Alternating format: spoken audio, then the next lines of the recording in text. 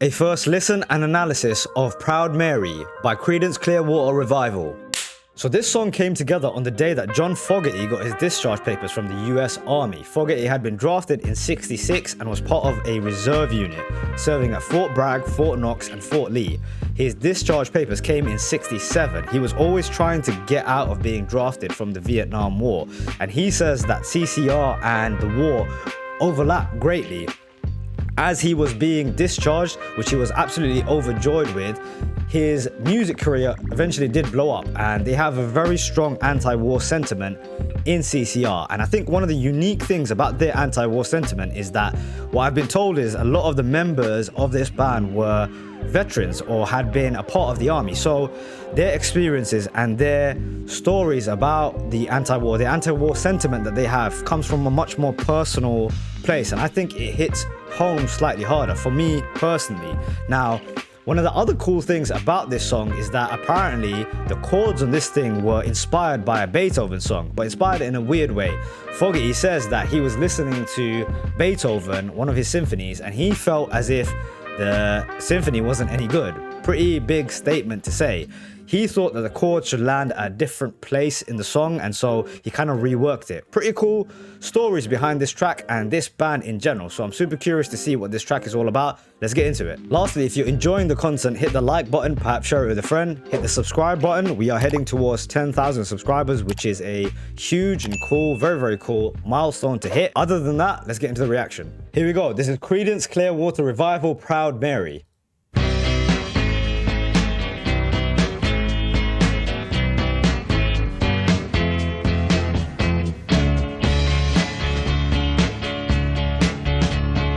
I like the sound of this.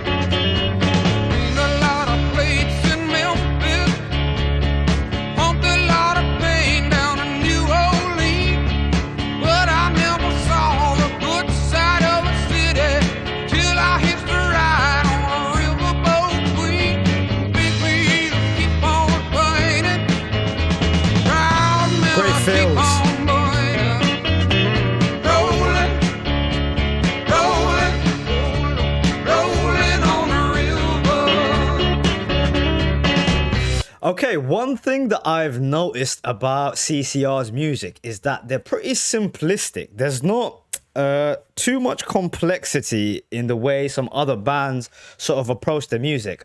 I know it's a different generation, but Tool's music is certainly complex. That's kind of the thing that they're going for. And CCR do something completely different. They're very simplistic songs, but have this sort of dichotomy of being simplistic but impactful. And I think what happens when songs are written in this way, and I think Beatles do a lot of this too, the Beatles do, is that because they're quite simplistic, they don't really age.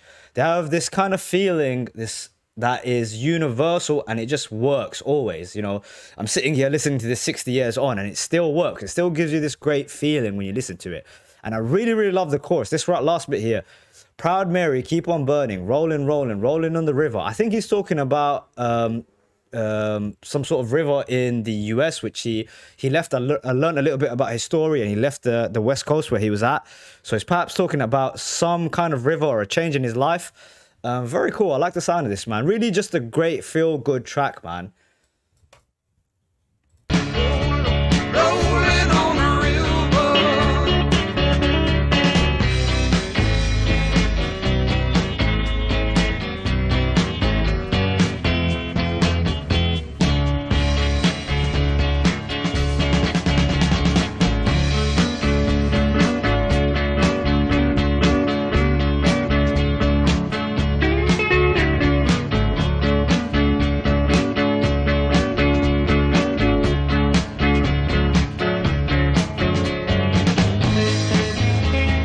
This instrumental is as American as you can get.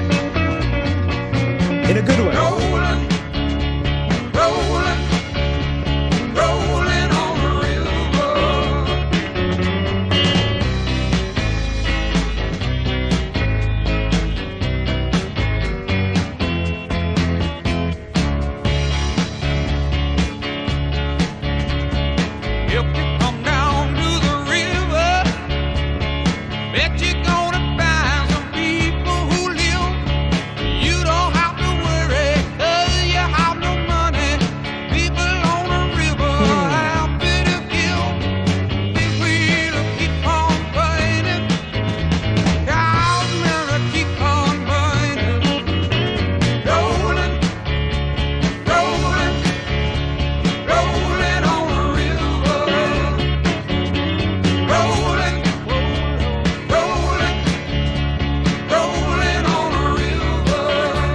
Interesting line there, really, really interesting. And I'm not sure quite what he means there. Big will keep on turning. I guess that's a sort of a knock on like the war machine, maybe, like keeps rolling, or like big companies keep on rolling. And he's kind of separated himself from that life. But then the next line he says, Proud Mary keep on burning. Is that a reference to marijuana? Like, you know, Mary J? I'm not sure. Someone will correct me.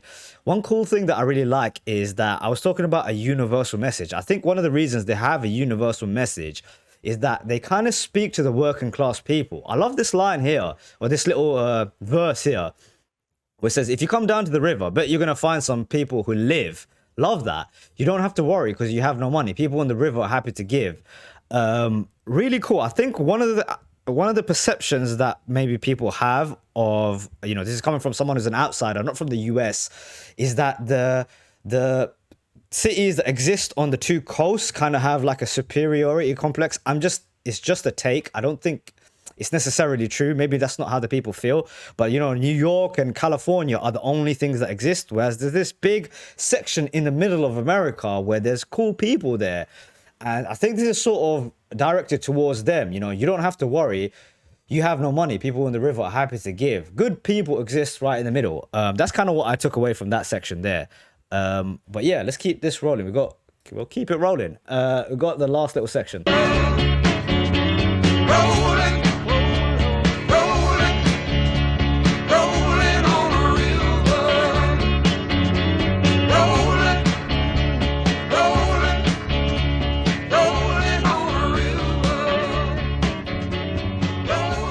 Okay, that was the end of the track. Feel good song, man. Learning about the context of the track too is really interesting for me, as he had this change in his life where he was perhaps heading towards Vietnam, this terrible life, or like becoming a normal working class person, and he had this pivot where he turned into an artist, and he had this fantastic life of making music. And I can kind of feel that and understand that as a person who is also trying to kind of start this new entrepreneurial thing on YouTube and having a life before that and have this big change. Listening to that story and stories like that really give me a boost, you know, a positive feeling, especially with a feel-good track like this. Like, oh, it's possible to do. If he could do it, I could do it too. Really, really cool. Love this song, love this band in general. This wasn't really the anti-war message track that I was expecting from it, from reading about the sort of context of the song, him being discharged and writing the track. But this was just more of a feel-good track from the band. I had read up that this is one of their greatest songs of all time. I don't know if this can really compete in the same way as Fortunate Son, just because of the impact of that record, the things he was saying. So I'm curious to keep listening to their music.